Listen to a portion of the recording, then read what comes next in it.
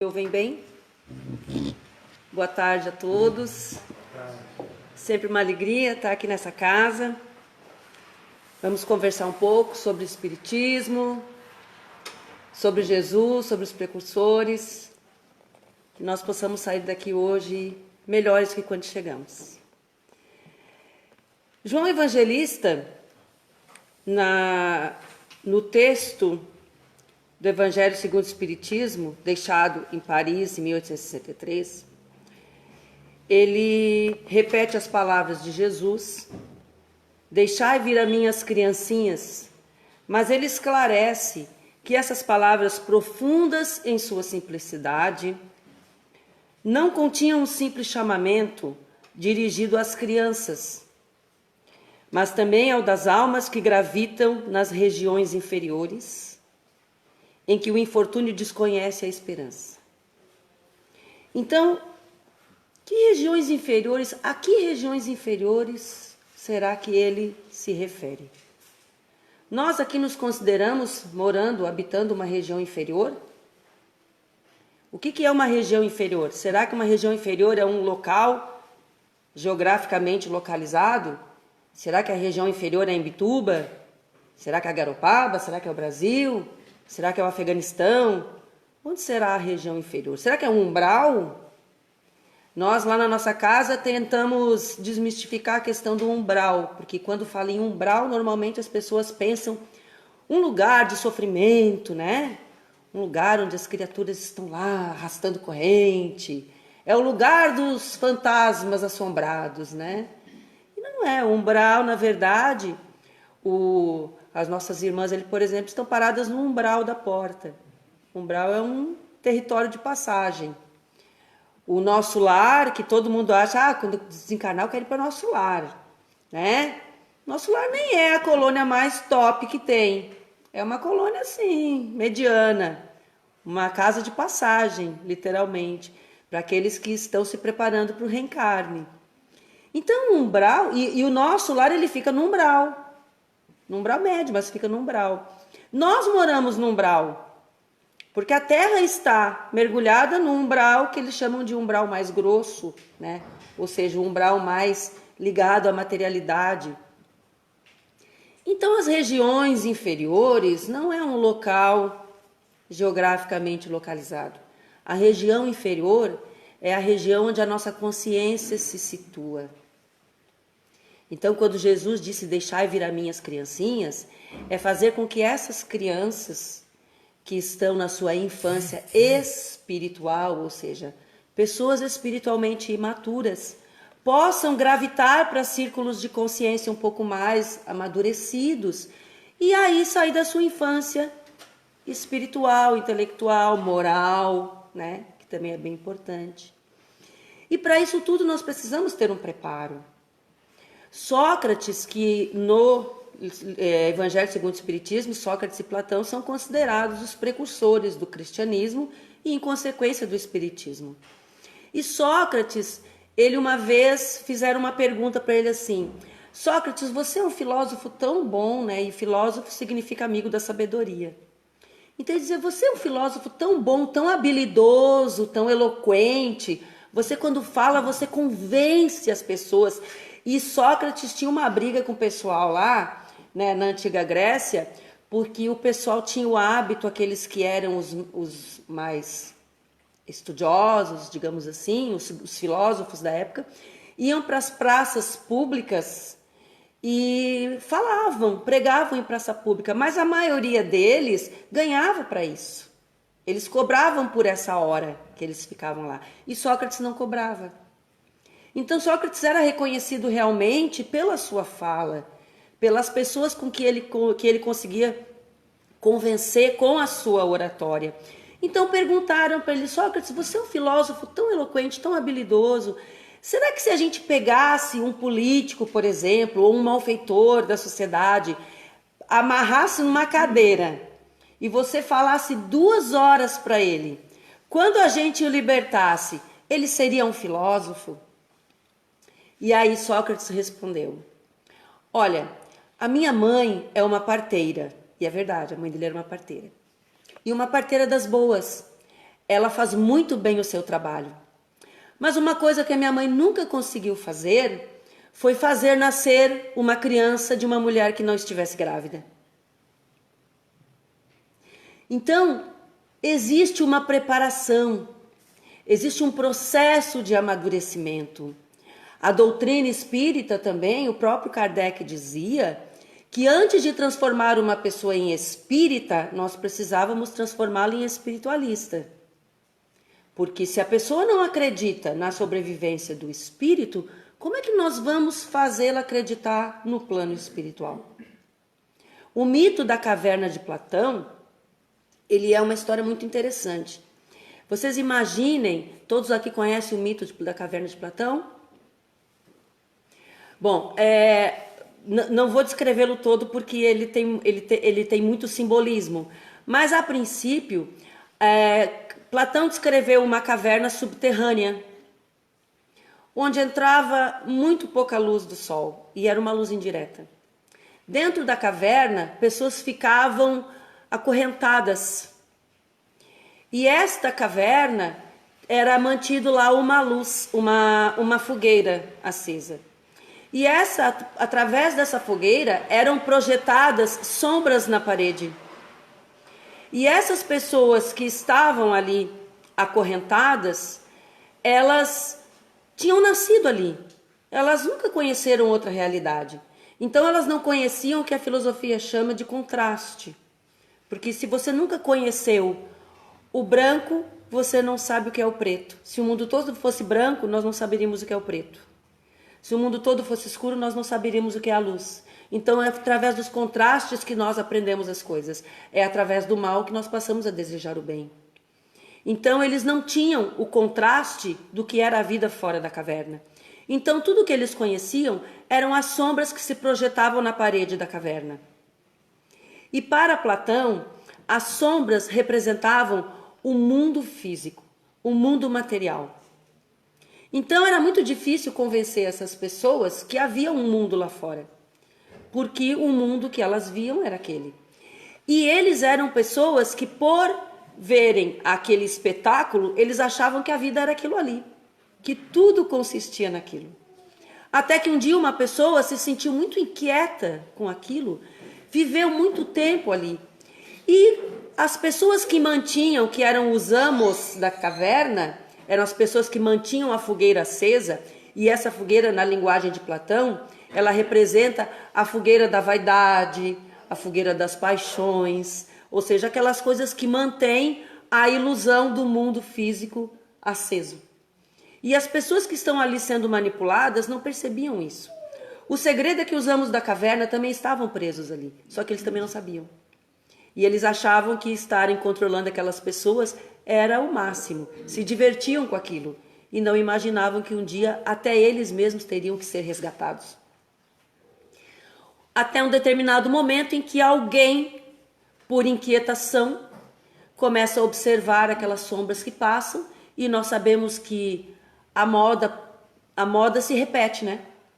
Então, uma hora a imaginação se acaba e as sombras projetadas na parede começam a se repetir. E aí alguém que já está ali há muito tempo percebe que as sombras periodicamente estão a se repetirem e começa a pensar, mas tem alguma coisa estranha nisso? Deve ter alguma coisa além disso. E essa inquietação faz com que a pessoa vá fazendo força, fazendo força, fazendo força, e a sua força de vontade faz com que as correntes se rompam. E ela começa a tatear a saída da caverna.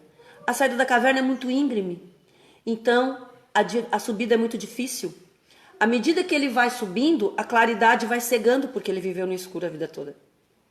Então ele chega lá no mundo exterior, ele olha para aquele mundo exterior cheio de luz, leva um bom tempo para se adaptar à luminosidade, mas quando ele finalmente consegue, ele percebe que há uma vida incrível que eles jamais imaginavam.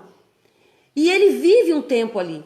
Mas daqui a pouco ele começa a pensar, poxa vida, mas tem tanta gente lá dentro da caverna que não faz ideia disso tudo que existe aqui. Então eu preciso que essas pessoas saibam disso. Então ele resolve voltar na caverna. Ele começa a descida, e a descida passa a ser tão difícil, ou talvez até mais do que a subida. Porque a gente sabe que na descida todo santo ajuda, né? Então ele vai, agora não mais cego pela luz, mas cego pela escuridão, os seus olhos acostumados com a luminosidade, e ele entra tateando, e como a descida é muito íngreme, ele escorrega, ele vem se ralando todo, e ele chega lá embaixo todo machucado. Quando ele consegue chegar lá embaixo na caverna, ele começa a tatear, cego pela escuridão, e começa a gritar para as pessoas que estão ali: olha, eu vim para avisar vocês que lá em cima tem um mundo maravilhoso. Eu vim para avisar vocês que lá em cima tem uma realidade fantástica. Vocês têm que me acompanhar, vocês têm que ir lá comigo. E as pessoas que estão ali acostumadas com o espetáculo de sombras olham para aquela criatura toda estropiada, cego, e dizem assim: você tá maluco, né? Que nós vamos sair daqui, que nós temos o nosso espetáculo de sombras, né? Que nós temos aqui o calorzinho mais ou menos da fogueira, que nos dá uma aquecidinha. E aí nós vamos nos aventurar numa subida dessa aí contigo. Olha o estado que tu voltou. Senta quieto aí, sossega o teu facho aí que nós vamos, né? Vamos ficar de boa aqui que tá tudo certo. Então, para Platão, aquelas sombras que são projetadas na parede é o mundo físico. O mundo físico que os hindus chamam de Maya, que é a ilusão. Se nós perguntarmos aqui, se nós saíssemos, aqui eu sei que a resposta não vai ser essa, mas se nós saíssemos daqui e perguntássemos para as pessoas na rua: o que é real? É o mundo físico ou é o mundo espiritual? O que será que nós ouviríamos? O que é real? O real é isso aqui que nós estamos vivendo? Essa matéria aqui, que eu acho que estou tocando? O que é real? Um mundo regido pelos sentidos, pelos nossos órgãos sensoriais, ou um mundo que não é finito?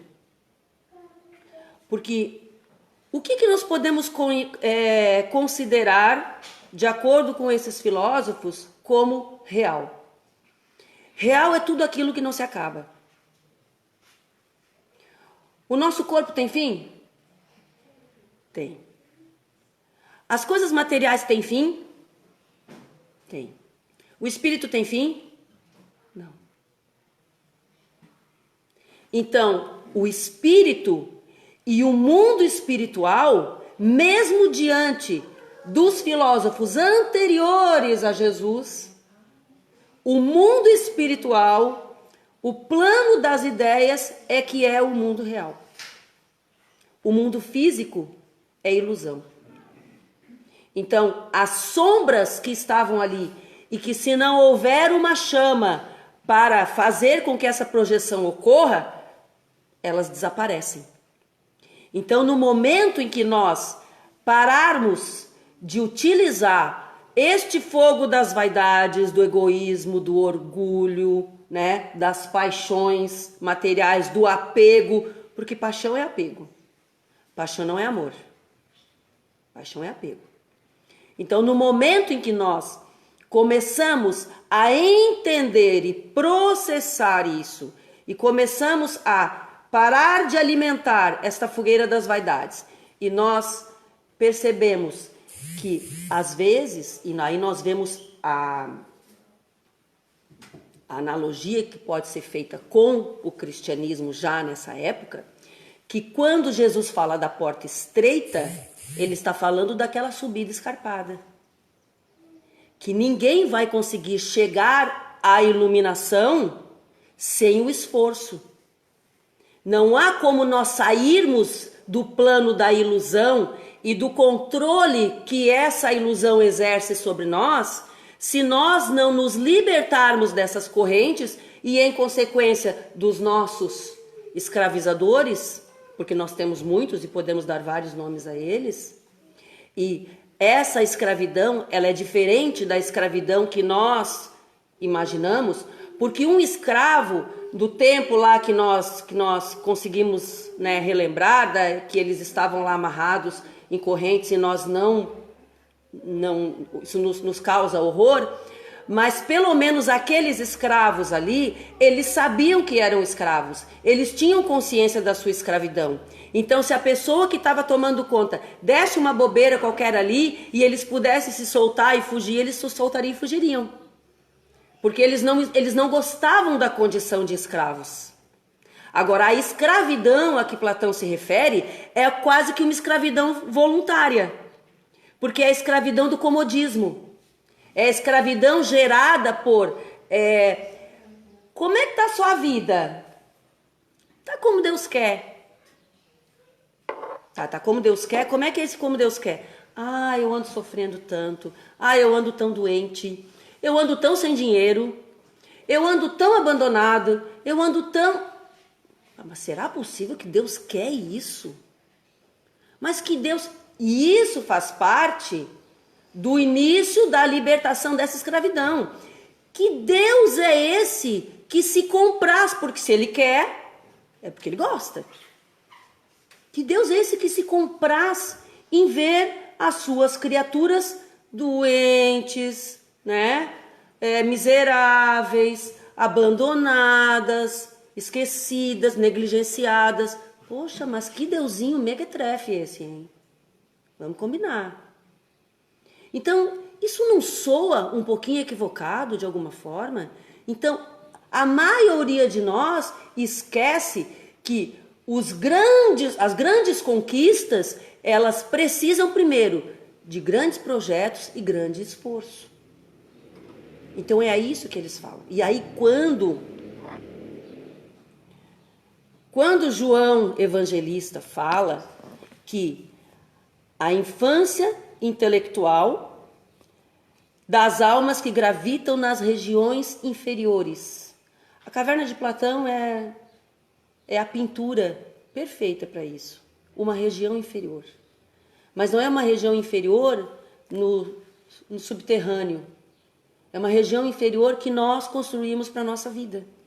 Onde nós estamos ali nos acomodando diante de todas as circunstâncias negativas que nós construímos para nós. Isso é importante também saber. Que nós construímos essa realidade. Não foi ninguém que escolheu para nós. E nem foi Deus que determinou. Nós não estamos passando por aflições, se é que estamos, e acho que estamos, porque todos estamos no mesmo plano, mas não estamos passando por elas por um determinismo divino. Deus decidiu que você tem que sofrer para progredir. Não. Não é isso.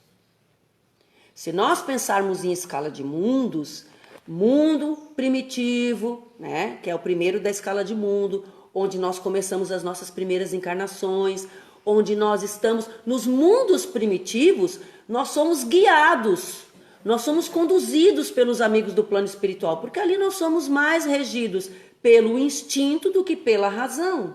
Então ali nós somos assim, espiritualmente somos bebês. Então precisamos ser conduzidos, como todo bebê precisa ser. Agora, quando nós entramos no mundo de provas e expiações, não é que a gente entra no mundo que é de prova e expiação, não. O mundo é de prova e expiação porque a gente entra nele. É importante entender isso. O mundo é de prova e expiação porque é uma categoria de mundos onde nós começamos a exercer o nosso raciocínio e ali começamos a fazer escolhas. Aí é que mora o perigo. As escolhas são feitas com base no quê? Porque lá no mundo primitivo, a primeira coisa que a gente aprende é que se nós ficarmos juntos, a gente sobrevive melhor. É a primeira coisa que se observa instintivamente. Olha, eu junto com uma galera, é mais fácil de eu sobreviver do que se eu ficar sozinha, isolada. Ah, um ataque de um animal, eu sozinha não tenho defesa. Eu com os amigos, eu dou conta. Ou pelo menos, né, a gente tem mais força para combater. Ok? Então é a primeira coisa que a gente aprende lá. Só que quando nós começamos a entrar no plano do raciocínio, nós começamos a exercer a pior das nossas características, que é uma característica infantil, deixar vir as minhas criancinhas. Qual é a característica, o pior defeito da criança pequena? É o egoísmo, né? É meu, me dá, é meu. Toda criança é egocêntrica, então me dá. Então eu já chego com aquele comportamento que é um comportamento infantil. Então isso é meu. E aí, quando eu vou tomar as decisões, eu começo a pesar da seguinte maneira. Bom, como diz no popular, farinha pouca, meu pirão primeiro. Então eu lembro que a minha mãe, que veio, era a segunda filha de uma prole de 12. 12 que na época dava, né? Mas, quer dizer, não sei, acho que não dava, mas eles se viravam. Mas uma das coisas que a minha mãe contava, né, que ficou muito vívido para mim, é que, como era muito filho, então o que eles faziam? Eles faziam o pirão, né, pirão de feijão, farinha, ou água e farinha, quando os tempos eram mais difíceis, né, colocava por cima, né, uma misturinha para dar um saborzinho, e a comida era servida em gamelas de madeira, gamelas grandes assim, ovais. E aquela gamela, eram 2 gamelas, e cada gamela era separado em 6 partes. Então 6 filhos comiam numa gamela, 6 filhos comiam na outra. E eram separadas né, de forma igual.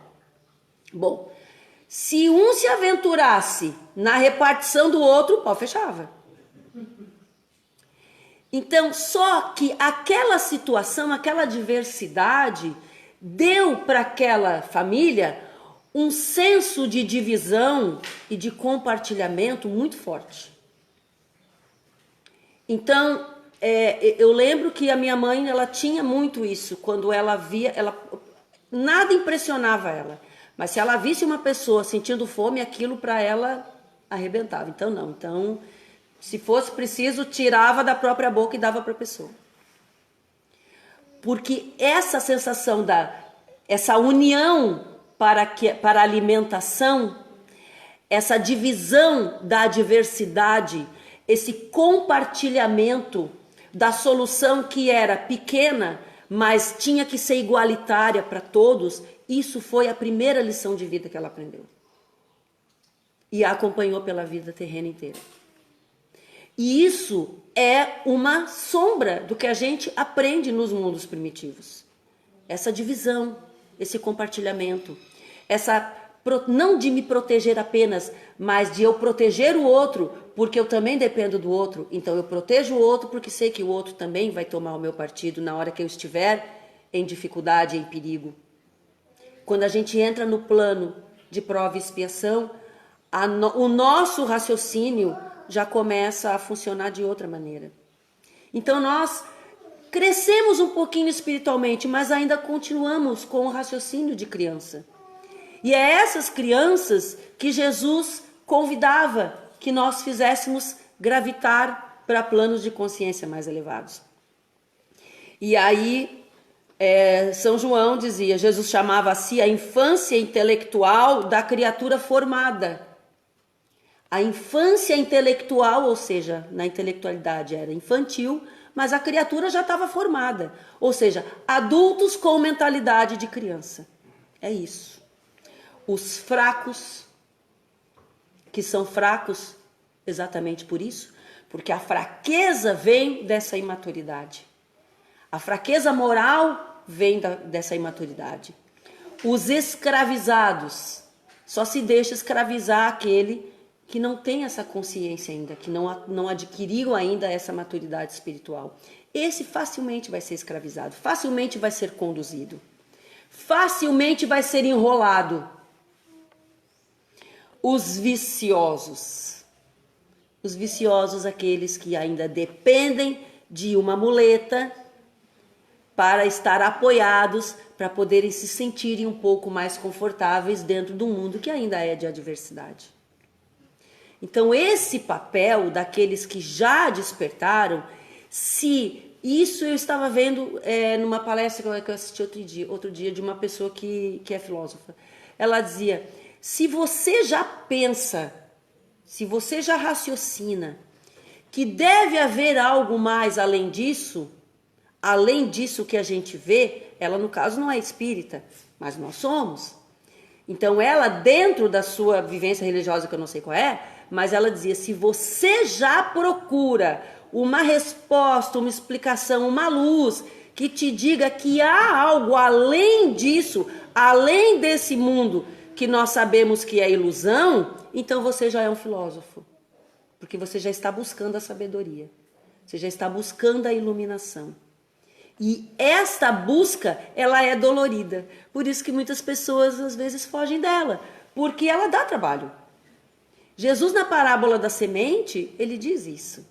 Que a semente, né? O semeador saiu a semear. Aí uma semente caiu no meio das pedras, outra no espinho, outra no caminho. Então, essas aí, elas até, de repente, uma serviu para alimentar os pássaros, mas o pássaro, eles já dão uma visão que é dos espíritos enganadores, né? Aquele que pega e arranca a semente de ti, você nem percebe. Aquele que gosta, pô, eu acho que isso que vocês falam lá no centro, eu acho legal. Eles gostam da ideia, eles acham bacana, mas não é para mim. Então esse aí é o dos espinheiros, lá das pedras, que a ilusão do mundo não consegue fazer com que aquela semente germine e se fortaleça, se edifique e se fortaleça. Agora, aquela que cai na terra boa, ou seja, aquele que já está grávido da sabedoria, que é importante, porque nós sabemos, nas palavras de Sócrates, nós sabemos que ninguém vai dar luz à sabedoria se não estiver gestando já essa sabedoria dentro de si. E essa busca é um processo de gestação. Então, aqueles que já não estiverem grávidos da sabedoria, não vão dar luz a ela. Então, ser terra boa dá muito trabalho. Nós sabemos.